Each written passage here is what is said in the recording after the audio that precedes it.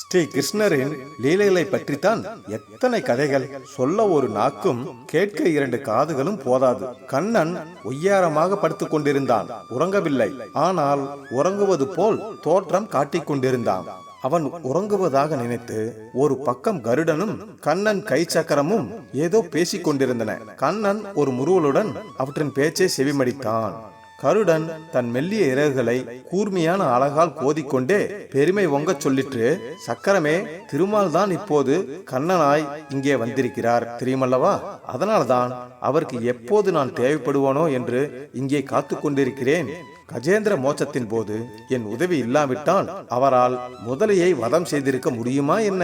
வாயு வேகம் மனோவேகம் என்பார்களே, அப்படியல்லவா திருமால் நினைத்த மறுகணம் அவரை சுமந்து கொண்டு சம்பவம் நடந்த இடத்திற்கு பறந்து சென்றேன். இதை கேட்ட சக்கரம் ஒரு சுற்று சுற்றி கொண்டே கடகடவென்று சிரித்தது.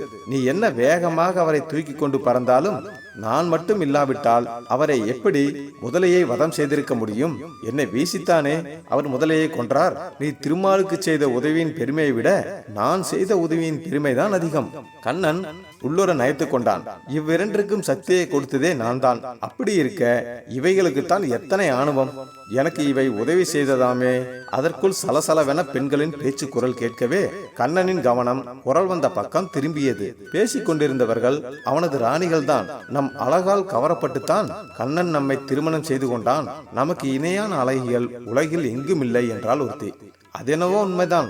ஆனால் உன்னை விட நான் சற்று கூடுதல் அழகு என்பதும் கூட உண்மைதானே என்றால் இன்னொருத்தி. தங்களின் அழகை பற்றிய ராணிகளின் கர்வம் நிறைந்த பேச்சை கண்ணனுக்கு நகைப்பு வந்தது. உடல் அழகாக இருந்து என்ன பயன்? உள்ளம் அல்லவா அழகாக இருக்க வேண்டும். என் ராதைக்கு வாய்த்த உள்ளம் போல வேறு யாருக்கு வாய்க்கும்? இவர்கள் இப்படி கர்வப்படுகிறார்களே. ராமாவதாரத்தின் போது என் பக்தனாக மாறிய ஆஞ்சநேயன் எத்தனை ஆற்றல் மிக்கவன், ஆனால் எத்தனை அடக்கம் நிறைந்தவன். அவன் சிரஞ்சீவி, இன்னும் வாழ்ந்து வருகிறான் அல்லவா? சரி, ஒரே கல்லில் 3 மாங்காய் அடிக்க வேண்டியதுதான். கருடன், சக்கரம், ராணிகள் அனைவரின் கர்வத்தையும் அடக்க ஒரு வழி செய்வோம்.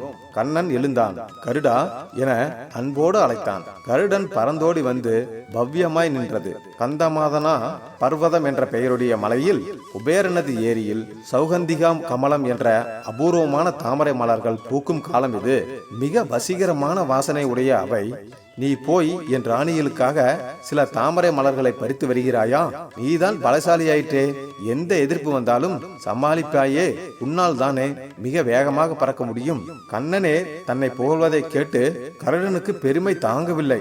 இதோ மின்னல் வேகத்தில் மலர்களோடு வருகிறேன் சொல்லிவிட்டு விண்ணில் பறந்தது அது. ஆனால் அந்த இடத்தில்தான் அடக்கமே வடிவமான ஆஞ்சநேயர் ராமநாம ஜபம் செய்து கொண்டு வசித்து வருகிறார் என்பதை கருடன் அறியவில்லை. கருடன் பாய்ந்து பாய்ந்து அழகால் மலர்களை கொத்தி பறிப்பதை பார்த்த ஆஞ்சநேயர் திடுக்கிட்டார். யாரப்பா நீ? இந்த மலர்கள் குபேரனுக்கு சொந்தமானவை. அவரிடம் மலர்களை பறிக்க அனுமதி பெற்றாயா? ஏ கிழட்டு குரங்கே, நான் யார் தெரியுமா? துவாரகை மன்னனான கண்ணனின் கருடன். கண்ண பிரானுக்காகத்தான் இந்த மலர்களை கொய்து கொண்டிருக்கிறேன். கண்ணனுக்கான சேவைக்கு யார் அனுமதியும் தேவையில்லை. கருடனின் கர்வம் நிறைந்த பேச்சை கேட்டு ஆஞ்சநேயருக்கு கடும் கோபம் வந்தது. சடாரென பாய்ந்து கருடனை பிடித்து தன் ஒரு கையிடுக்கில் இடுக்கி கொண்ட அவர் கருடனோடு ஒரே தாவாக தாவி துவாரகை சென்றார். ஆஞ்சநேயர் செய்த கர்ஜனையால் துவாரகை அதிர்ந்தது. கர்வம் பிடித்த இந்த கருடனை சேவகனாக கொண்டவர் யார் என்று அவர் முழங்கிய முழக்கத்தை கேட்ட கண்ணன், கஜேந்திர மோட்சத்தின் போது எனக்கு கை கொடுத்த சக்கரமே, வந்திருக்கும் குரகுடன் போரிட்டு அந்த கருடனை காப்பாற்றக்கூடாதா என்று வினவினார். இதோ உடனே அந்த குரங்கை என்ன செய்கிறேன் பாருங்கள் என்றவாறு சக்கரம் சீறி பாய்ந்தது. மறுகணம் தாவி சென்று அந்த சக்கரத்தை பிடித்து தன் இன்னொரு கையிடுக்கில் இடுக்கி கொண்ட ஆஞ்சநேயர் இந்த ஆணவம் பிடித்த சேவகர்களின் எஜமான் யார் என்று உருமினார். அடுத்து அந்த குரங்கு அரண்மனைக்குள் வந்தால் என்ன நேருமோ என ராணிகள் பயந்து நடுங்கி கண்ணனை தஞ்சம் புகுந்தார்கள். எப்படியாவது இந்த குரங்கை சமாளிக்க வேண்டும் என வேண்டினார்கள். கண்ணன் நகைத்தவாறே சொன்னான், என் அன்புக்குரியவர்களே, வந்திருக்கும் குரங்கு வேறு யாரும் அல்ல, ராம பக்தனான ஆஞ்சநேயர் தான். அவரது வலிமைக்கு முன் யார் வலிமையும் செல்லாது. ஆனால் ராமரும் சீதா தேவியும் நேரில் வந்து ஏதும் சொன்னால் அதற்கு அவர் கட்டுப்படுவார். எனவே நான் ராமராக உருமாறுகிறேன். உங்களில் யார் சிறந்த அழகியோ அவர்கள் சீதையாக உருமாறுங்கள்.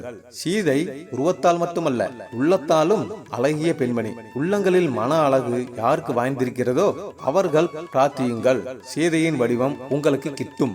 எல்லா ராணிகளும் கண்ணை மூடி பிரார்த்தித்து பார்த்தார்கள். ஆனால் யாரும் சீதா தேவியாக உருமாற இயலவில்லை. கண்ணன் ராதையை அழைத்து வர உத்தரவிட்டான். ராதை வந்ததும் பிரச்சனையை சொன்னான். ராதை கண்மூடி கைகூப்பி அமர்ந்து கொண்டாள். எல்லாவற்றையும் நிகழ்த்துவது என் கண்ணன் தான். எனக்கென்று தனிப்பெருமை ஏதுமில்லை.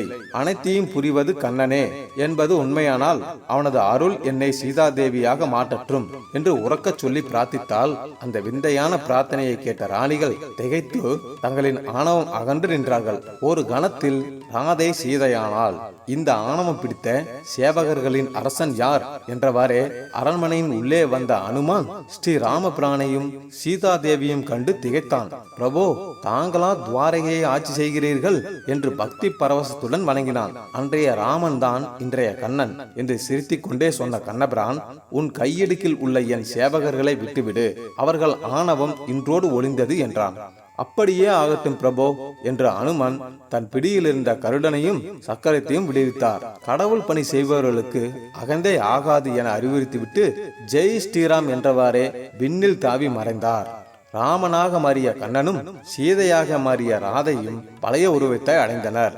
நாங்கள் அடங்கிவிட்டோம் என்று கருடனும் சக்கரமும் கண்ணனை பணிந்தபோது, நாங்களும் அடக்கத்தை கற்றுக்கொண்டு விட்டோம் என கண்ணனின் ராணிகளும் ராதையை பணிந்து வணங்கினார்கள். நீங்கள் அனைவரும் என் காலில் விழுந்து வணங்கும் இந்த பெருமையும் கூட கிருஷ்ணார்ப்பணம் என்று ராதை கண்ணனை நோக்கி கைகூப்பிய போது அவனது மனம் நிறைவடைந்தது. சர்வம் ஸ்ரீ கிருஷ்ணார்ப்பணம். நண்பர்களே, இன்னும் நீங்க லைக் பண்ணலனா ஒரு லைக் பண்ணிக்கங்க.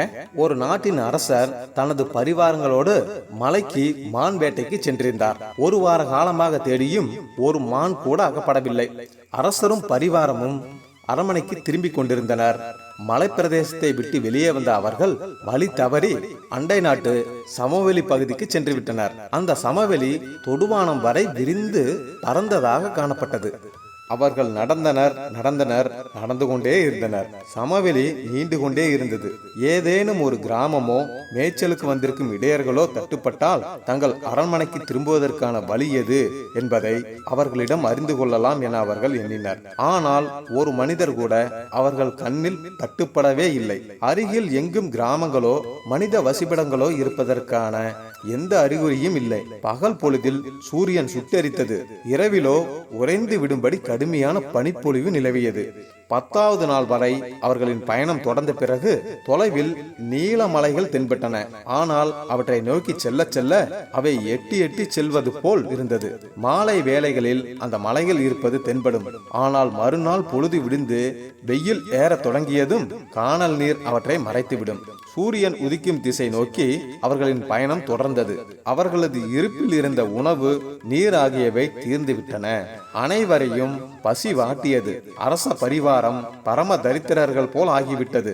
அவர்களது ஆடைகள் அழுக்கடைந்து வியர்வையால் முடைநாற்றம் அடித்தது. சுட்டெரிக்கும் வெயிலால் அவர்களது உடல் கருத்து முகம் வாடி வதங்கியது. இரவின் பனிக்குளிரால் தோல் உலர்ந்து உதடுகள் வெடித்தன. தொடர் பனியால் உடல் சோர்ந்து பயணம் தொடர இயலாதவர்களாக நிலத்தில் படுத்துக் கொண்டனர். அந்த சமவெளி பகுதியில் ஒரு மூதாட்டி கூடாரம் அமைத்து தங்கி இருந்தாள். அவளிடம் 2 ஆடுகள் இருந்தன. அவற்றை மேய்ப்பதற்காக ஒரு நாள் அவள் வந்தபோது அரசு பரிவாரத்தை கண்டு நிலவரத்தை கேட்டு அறிந்து கொண்டாள். அவர்களை தனது கூடாரத்திற்கு அழைத்துச் சென்ற அவள் தனது ஆடுகளில் ஒன்றை வெட்டி சமைத்து அரசருக்கும் பரிவாரங்களுக்கும் உண்பதற்காக கொடுத்தாள். அதனால் அவர்களின் பசி நீங்கி உடல் தெம்புற்றது. மேலும் ஒரு நாள் அவர்களை அங்கேயே தங்க வைத்து தன்னிடம் இருந்த உணவுப் பொருட்களில் அவர்களுக்கு சமைத்து அன்போடு பரிமாறினாள். அரசரும் படை வீரர்களும் பழைய உடல் உறுதியை பெற்றுவிட்டனர். அதன் பிறகு அவர்கள் அரண்மனை திரும்புவதற்கு சரியான வழியை காட்டி அனுப்பி வைத்தாள். அரசரும் பரிவாரங்களும் பத்திரமாக அரண்மனை திரும்பினர். அரசர் தனது அமைச்சரை அழைத்து அந்த மூதாட்டிக்கு 1000 ஆடுகளை பரிசாக அனுப்பும்படி தெரிவித்தார். அதை கேட்ட அமைச்சர், அரசே, அந்த மூதாட்டி தங்களுக்கும் பரிவாரங்களுக்கும் உணவாக கொடுத்தது ஒரு ஆட்டைத்தானே, எனவே அதை திருப்பி கொடுத்தால் போதுமானது.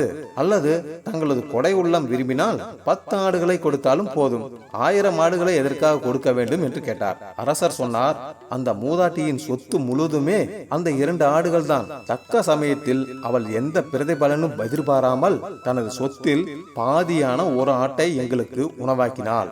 எனவே அவள் தனது சொத்தில் பாதியை கொடுத்ததாகத்தான் அர்த்தம். அதற்கு பிரதி உபகாரத்தை அவள் சற்றும் எதிர்பார்க்கவில்லை. என்றாலும் திருப்பி செய்ய வேண்டியது நம்முடைய கடமை. அந்த மூதாட்டிக்கு பாதி ராஜ்யத்தை கொடுத்தாலும் தகும். இந்த 1000 ஆடுகள் என்பது அவள் செய்த உதவிக்கு ஒருபோதும் சற்றும் ஈடாகாது. இன்னும் நிறைய கதைகளை பார்க்கலாம். லைக் பண்ணுங்க, கமெண்ட் பண்ணுங்க, ஷேர் பண்ணுங்க, மறக்காம சப்ஸ்கிரைப் பண்ணுங்க. நன்றி நண்பர்களே.